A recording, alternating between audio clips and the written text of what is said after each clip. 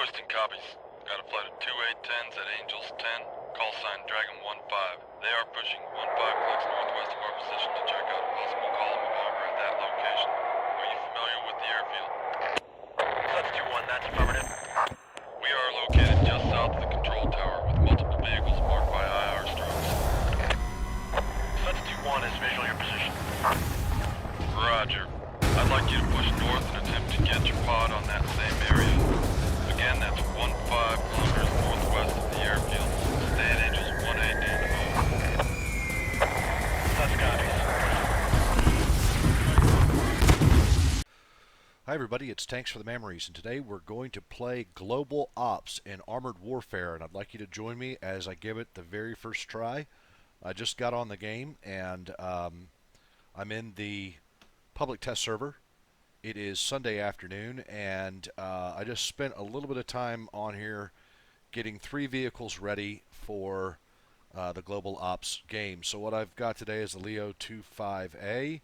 I've got the M1128 mobile gun system, and I did the Warrior as well. So I've got a Scout, a TD, and a main battle tank. So I thought I would go ahead with these. And is that a McDonald's menu? What is that? Oh, it's not. It's a tank. I thought it looks like a menu for McDonald's or something. Anyway, got a garage here that we're in, and thought I would go ahead and just jump into the game with you guys, and we'll see what it's all about. So here we are in Global Ops, and let's get on in it. So this sucks. There are a total of 6 people in the queue. This is what's hard about PvP in Armored Warfare. Really looking forward to playing this. Really want to play this. It's a reasonable time of day.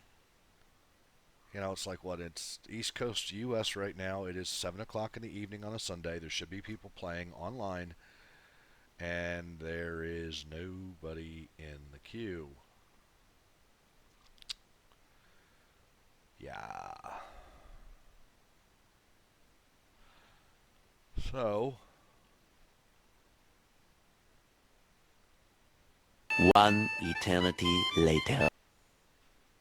all right. After 10 minutes of waiting. Oh, I'm going to get so smoked. Hello. Thanks. Kill the bad people. Different game.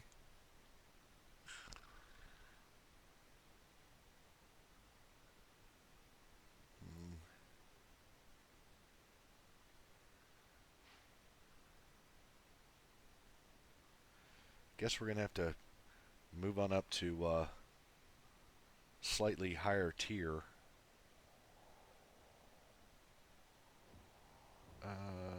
Okay, so this is the screen. You can see we're on one side, they're on the other, aircraft carrier in the middle, bunkers, securing the dock and carrier for their own.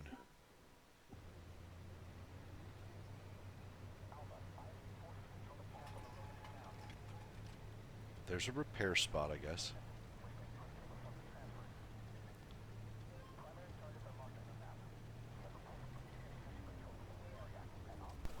Alright, so while the game is going on, let's just talk a little bit about what this actual global operations mode is. Introduced into Armored Warfare in Update .18, Desert Crossing will be the largest map in the game. It features 30% more space than the massive frontline PvP map. As the name suggests, the map is located in the sand desert of the Arabian Peninsula. An abandoned aircraft carrier is sitting in the dry dock along with an attached military base ripe for the taking. There's an M8 over there. Several mercenary forces are preparing to slug it out under the scorching sun.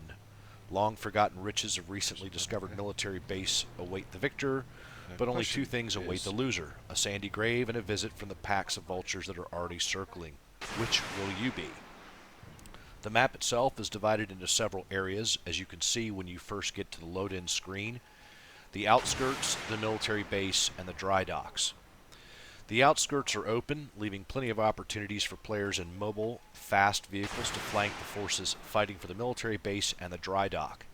You can take cover behind the sand dunes and rocks and snipe at the opponents from a distance, but beware. Dangerous bunkers, armed with missile launchers, litter the area, making life very difficult for those players who get caught in the open. The military base is filled with bunkers, providing cover to advancing forces and surround the central dry dock area. There's a large runway in the northern part of the military base, and there's plenty of cover from old crates to old military equipment, as well as containers that can shield players' vehicles from enemy fire. But situational awareness is the key here. It's easy to get outflanked in the military base, making it the primary playground of agile and hard-hitting vehicles such as armored fighting vehicles and light tanks. The next big spot is the dry dock area, which consists of the dry dock itself, the massive carrier in it, and the bridge in the south, serving as the southernmost access point between the western and eastern sides of the map, as well as an early objective. The carrier is the ultimate vantage point of the Desert Crossing map, and by capturing it, players can control most angles of approach to the military base area. On the other hand, it offers little cover compared to other areas, leaving any vehicle attempting to use the situation exposed to the extreme. The bridge can be fired at from the carrier and vice versa, making the control of both points for any team attempting to advance through the southern area essential. An attack over the bridge can quickly falter when encountering crossfire from the other end of the bridge and the carrier, despite the presence of a limited amount of cover on the bridge in the form of wrecked vehicles. To make things even more complex, a massive sandstorm appears during the second half of the battle. The sandstorm is not only a visual effect, it severely limits the view range of all vehicles, making some vantage points all but useless. When the weather alarm sounds, you know it's time to take it up close and personal. The Desert Crossing gameplay can be fast and ruthless. Situational awareness is a must, as is the correct choice of which area to use. Slower vehicles should generally avoid the large open areas of the outskirts. If forced to drive there, players should be advised to use the dunes for cover as much as possible.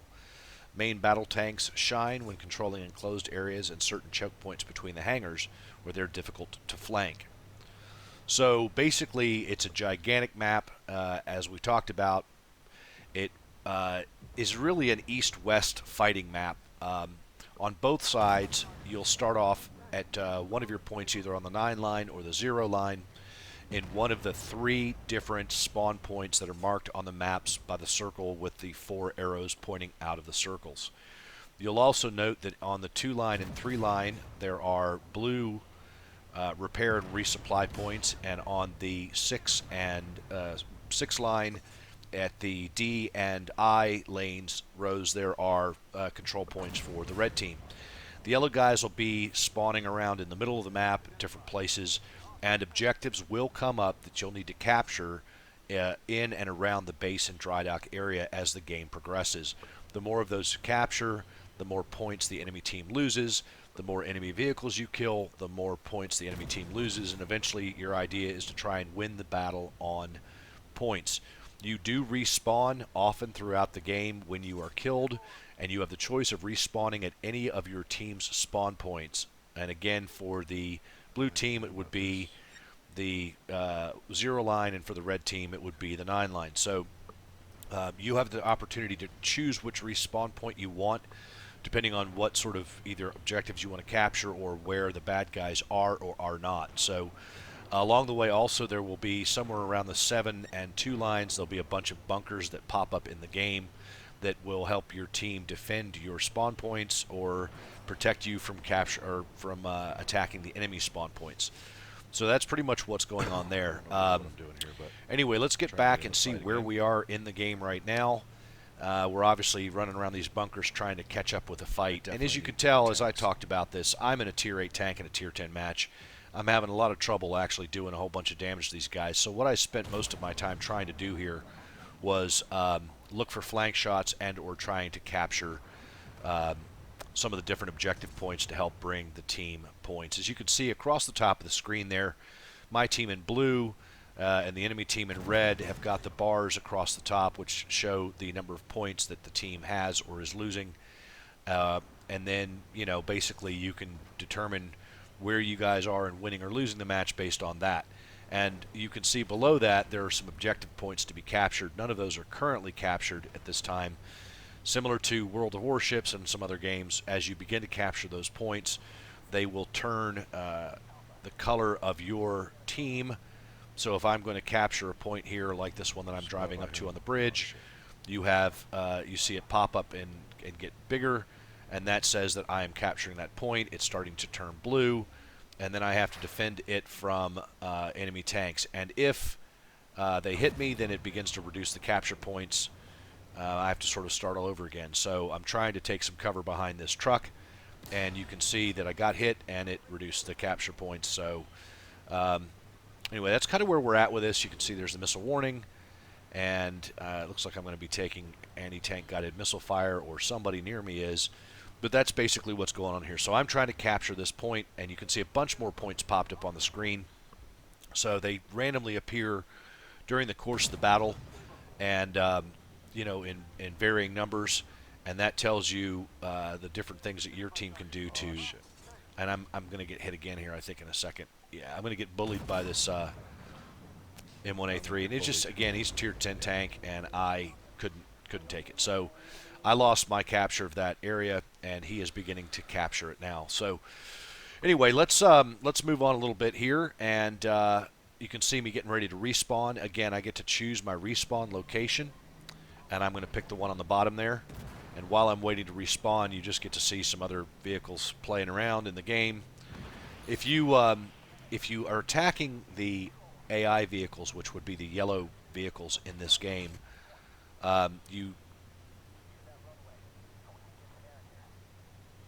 there are points for doing it, but it's less than the points you get for killing an enemy player. So you do get some benefit for killing the AI vehicles, but you don't get as much as you get for killing the enemy player vehicles. And I think it's half, if I remember correctly. It's half. But anyway, let's go ahead and talk a little bit about some of the questions that came up for Global Ops, and we'll try and do that before this battle ends here. But we're going to talk about some of the information that came up from the developers regarding Global Ops, and sort of what their thoughts were about it. So they've been working on this feature for more than 6 months, and they had a very dedicated team of developers. When they first came up with the concept of this mode, there were several elements that they wanted to introduce into Armored Warfare, such as a dynamic battlefield with the map changing over the course of the battle, a match that had to be engaging from end to end, which is sort of the opposite of what the current PvP matches are, where losing a tank usually snowballs the entire loss of that team and they become a blowout. They were hoping to not have blowouts on this kind of mode. They wanted all classes to be able to have a role to play in this mode, where the maps were suitable for both fast and slow vehicles of all classes to be able to make play satisfying. The objective is to reduce the number of your enemies' tickets to 0. Everything you do, from capturing points, destroying enemy vehicles, reduces the number of enemy team tickets. There will be dynamic primary objectives located in key areas, capture points that are changing their location, and you pay special attention to what's happening on the battlefield. There'll be another new feature, will be called wildcards. They will also work as capture points. The current wildcards in this map are airstrikes, which strike certain areas, stationary bunkers, and recon drones, which can be shot down, but they are used to scout locations. Last but not least, the Desert Crossing map, which is the first global operations map to be introduced, does feature dynamic weather. As I mentioned before, a sandstorm appears at a certain point in the battle, which reduces players' view range. You also have to pay attention to hostile AI forces in the area that are attacking both sides. Unlike in standard PvP, players can respawn in global operations after a certain cooldown, and can resupply on the resupply points that have been added to both sides of the map. Desert map crossing itself is very large, but they're working on even larger maps, which will be 60% more playable space than the front lines, and they'll talk more about that in the future. So let's see where we're at here right now real quick. And yeah, we're in the middle of the sandstorm, as you can tell. Vision is certainly reduced and I'm trying to make my way over to another objective there, as you can see, but I'm about to find that it is protected by an AI vehicle, which I'm able to hit. He is going to die pretty quick, but then what we're going to see here, obviously, is a couple of enemy vehicles that I just don't have the penetration capacity to take out. So, anyway, yeah, it's just, and there's a couple of them, so they're gonna end up swarming me. They're gonna go ahead and mug me over here behind these containers, and yeah, that's pretty much the way that it goes. But the moving back on to the global operations, as I mentioned, there are hostile AI forces that attack both sides. Global operations are going to provide the same types of rewards, both credit and reputation, as other modes. The matches will typically last 1.5 to 2 times longer than an average PvP match, and the rewards do reflect that. The rewards per unit of time are on par with a standard PvP game. Oh shit, it's behind me. So, you know, we'll get on to a couple of other things here. They're moving together as a team. About That's this. gonna be a bad problem. Let's for us. see. The global operations maps will be exclusive to the mode, but in the future they will implement global operations maps into the standard PvP map play. The destruction of enemy forces as well as AI opponents are important, but capturing the objectives counts the most. The team sizes are currently set to 15 by 15, but they're also considering a 12 by 12 format. The matchmaking scheme in global operations is the same as they use for PvP, so you don't have to worry about there being any sort of different matchmaking for that. There was some concern that the player base would be split too much by introducing another mode, but I think this is actually going to be very helpful to the game by introducing people into it that are just sick of regular PvP and sort of getting tired of PvE and want something a little more dynamic, and I think this is going to be a really, really great thing for that. So here I am trying to capture this point from these guys. The game's almost over here, and I'm going to try and capture this point. I think this was the enemy tank that embarrassed me so much earlier, but I know he's going to come around behind me. I'm pretty sure he's about to pop out around behind me, but I don't see him, so anyway, that's pretty much it for this. I'm going to be able to track him here in a second. We'll get back to some of the other issues with the Q&A for global operations here in just a minute. We'll go ahead and stop that for now and pick it up after we start the next game. Well, that was interesting. Where'd my light go? God. Sorry about that, everybody. Okay, so I really don't know what I did there. I was worst on the team.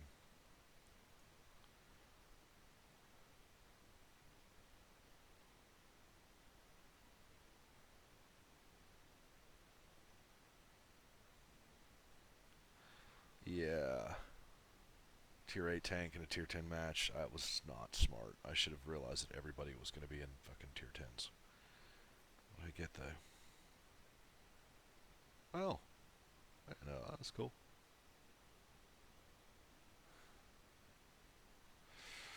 Okay, so we've got to...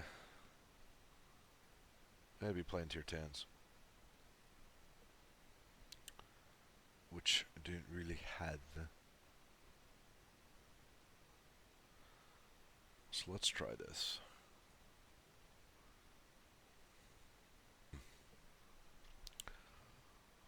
Okay, so the map is... Let's just review. The map is huge. You do respawn, but only in the same vehicle that you went into the game with. It's not like... whatever that other tank game is, the one that I don't play, that you have different vehicles that you respawn in. The vehicle that you go into the game with is the one you respawn with. The map is huge.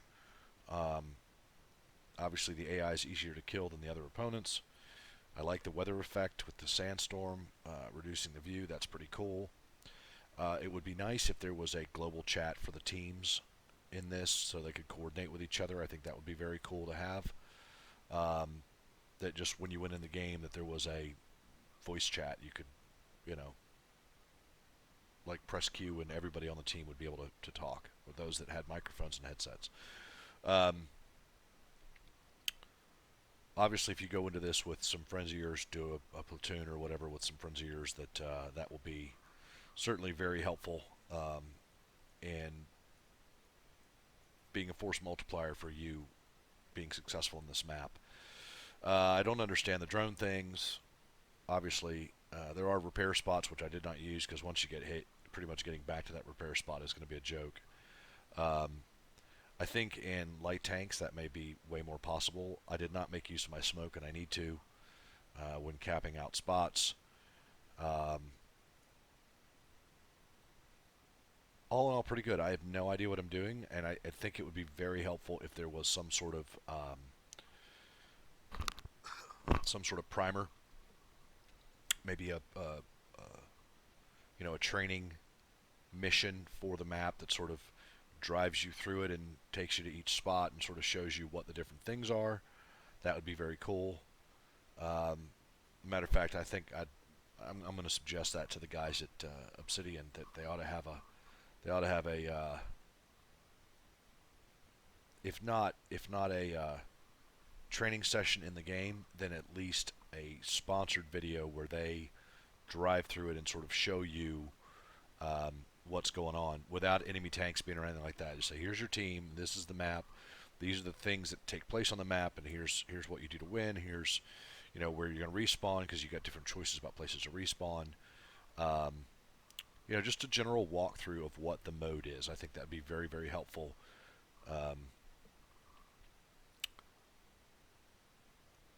And I think it'd make, because it's a pretty intimidating, it's a video game, but it's pretty intimidating getting just dropped into it for the first time and really not understanding what's going on. 11 players in the mode.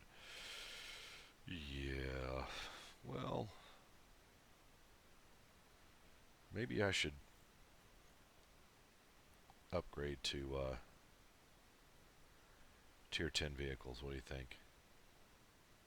Anyway, so those are kind of my thoughts so far. Definitely, obviously, if you're going to come in and play this in the public test server, you need to have tier 10s, because that's pretty much, as you can see, where everybody is in this game is at tier 10. They're on here to play vehicles they don't have, or to everybody wants to use the biggest, baddest vehicle out there, but this is sort of where we're at. So if you're going to come on the public test server, you need to use a tier 10 vehicle. Here I am sitting in a tier 8.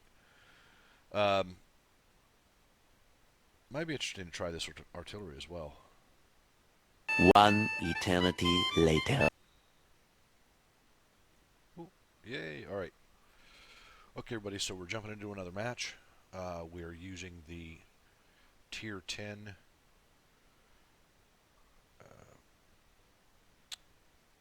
XM1A3, fully upgraded with all the stuff on it. Okay, so we're in a solidly tier 10 fight. So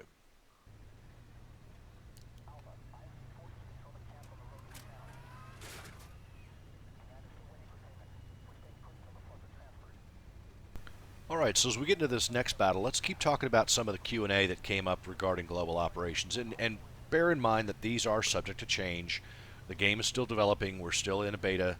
And as they watch the results they get back on the public test server here, some of the features and some of the ways that they're making this game could change, so bear that in mind.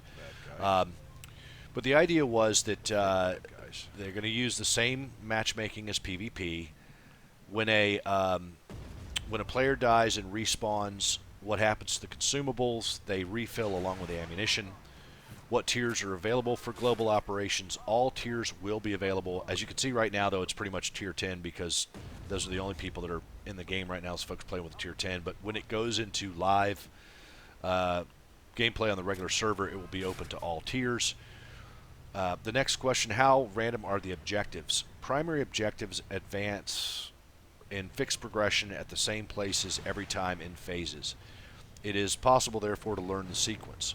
The wild cards are more random. They have predefined spots, but they won't appear at the same spot every time.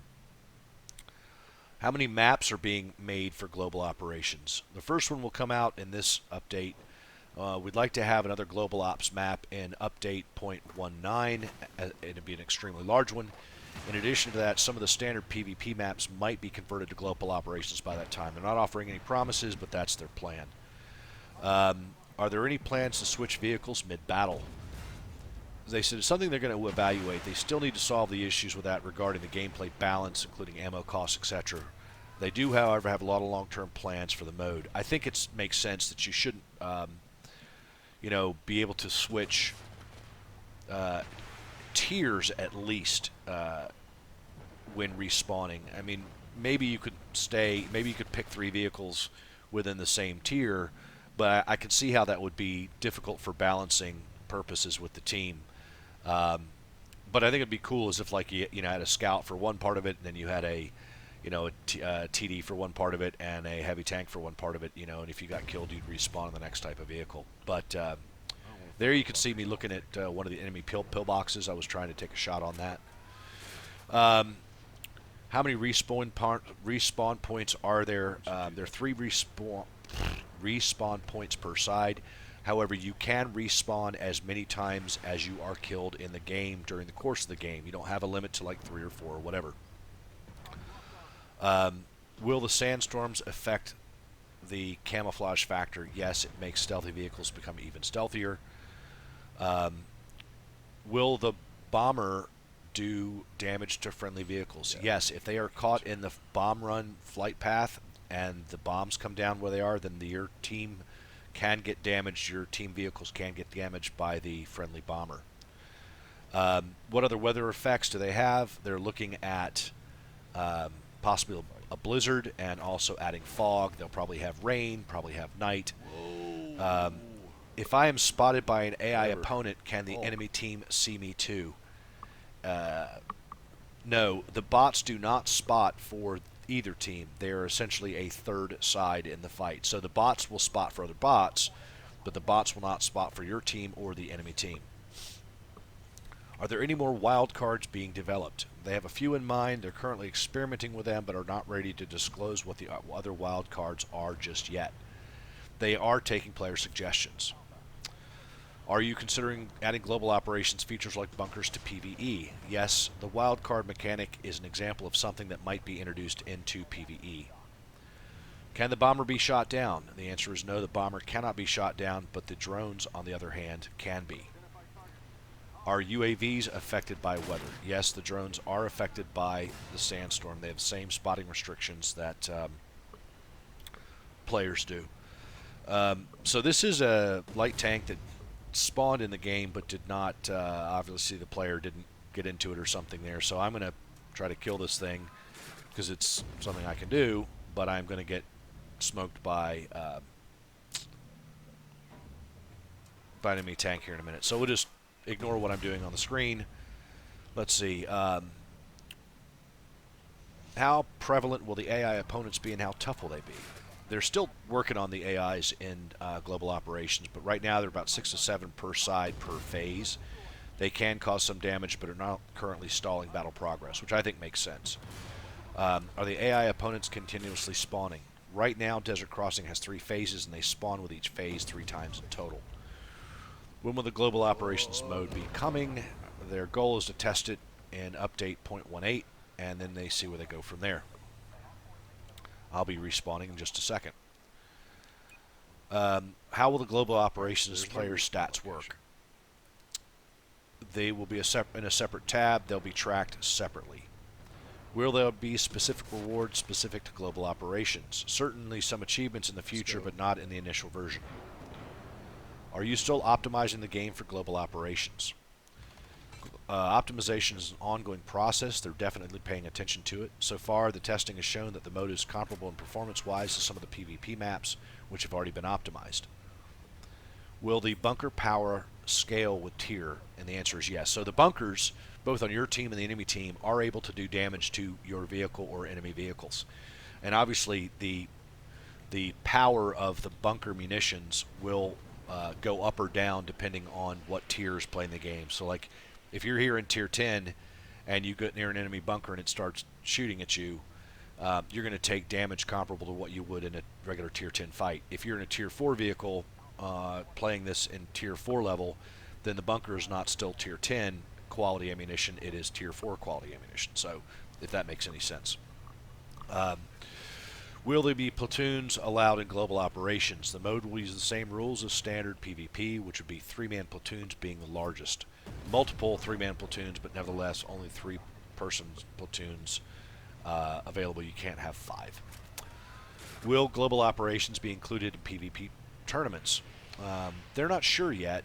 However, the mode is not really intended for small teams. We're considering adding different settings, like limiting the number of respawns for competitive gameplay purposes. Will you get rewards for damage done by your wild cards? Yes, the damage doesn't go to your stats, but it is factored in for the purpose of credit and reputation rewards. Can AI opponents capture objectives? No, they cannot. We want AI to only be a neutral entity for both sides. Fighting against the other team and their objectives are what we want the players to currently focus on. Here you can see I'm trying to shoot down a drone. We'll eventually get it, but I don't get it right then.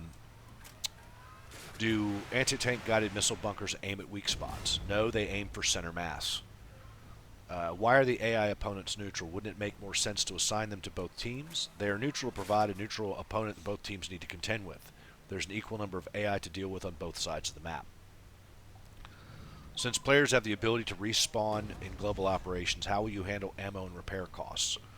It's a relatively flat cost depending on the tier. You don't get penalized for dying more. I don't have more information than... There we go. We got him that time. Don't have more information than that, but that's basically the deal. Are SPGs allowed in Global Ops? Yes, they are allowed, but they still haven't revealed their plans for Arty and Balance 2.0, so things may change when Arty gets rebalanced. What happens when players use the bomber wildcard and accidentally team kills other players in the area? Wouldn't it make more sense for the bombers not to do team damage at all? They had a discussion internally while the mode was in development. Given that friendly players get a substantial audio and visual warning before an airstrike happens, they felt there'd be plenty of time for players to get out of the way, which makes sense. Not doing T damage would lead to situations where a player can drop the airstrike on themselves and completely wipe out the opposition without any penalty to themselves or their teammates. That being said, they're working with My.com to ensure that you are not auto-banned for accidentally team-killing a friendly player. Since you respawn after 30 seconds, the impact of griefing is also kept to a minimum, and that makes sense. Frankly, I'd also think that, on occasion a teammate might call down a airstrike on a friendly position if he was about to die anyway. So why not take the enemy with you? And last but not least, is Global Operations fun to play? And I think it is. Their feedback has been that their internal folks really enjoy doing it, and have given a lot of feedback. I think it's great, and it's probably one of the best things about Armored Warfare that I can see so far. So, that's basically it in a nutshell for the Global Operations game mode. Get in there with your account, get on the public test server, and you guys can play it as well. Need a lot of people to support this game. It's just like, as you can see from this video, it took me a while to actually get get into basically 2 games. It took me almost 2 hours to get into, or an hour to get into 2 different games. So do support it, do join in, and we'll get back to the rest of the game here for my final comments and thoughts.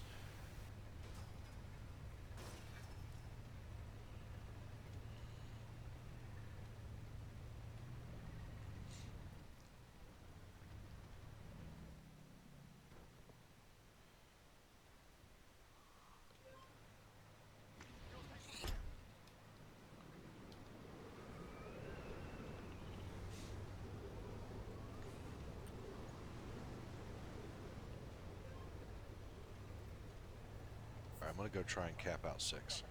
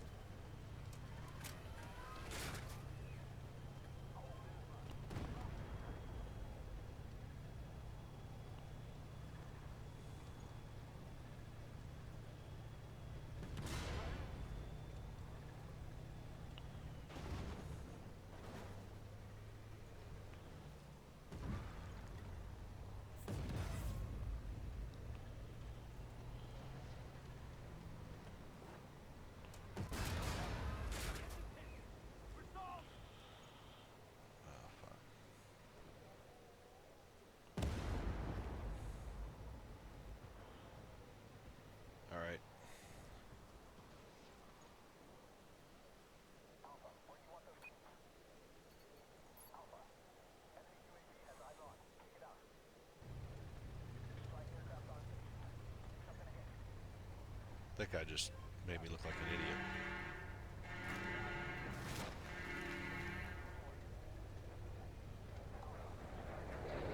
idiot. Nice.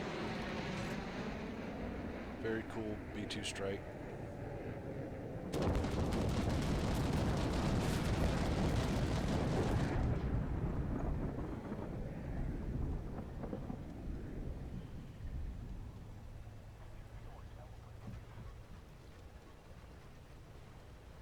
me go take 6 again.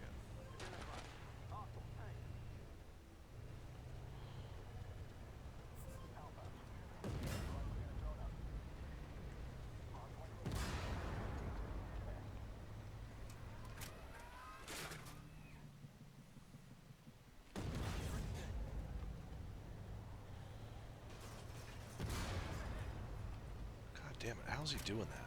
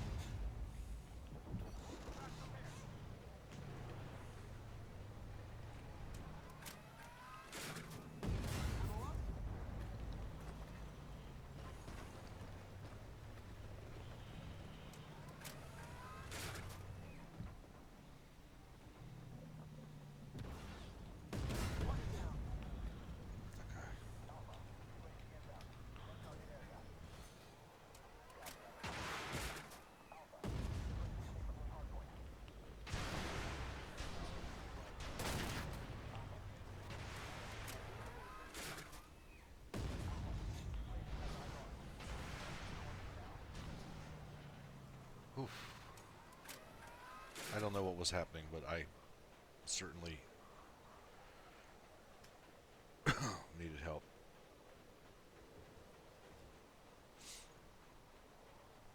Alright, so there we go. That's what it is. Let's go ahead and get a video put together on this, and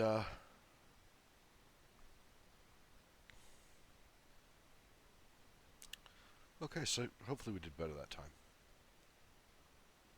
I do like this mode, though. There's a lot going on. Okay. Didn't do a lot of damage. Definitely did some base capture. Performance.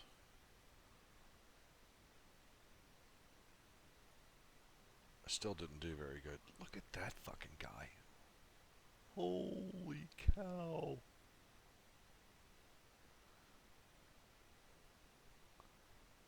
Wow, 44,000 damage. Holy shit. Alright guys, so that is my,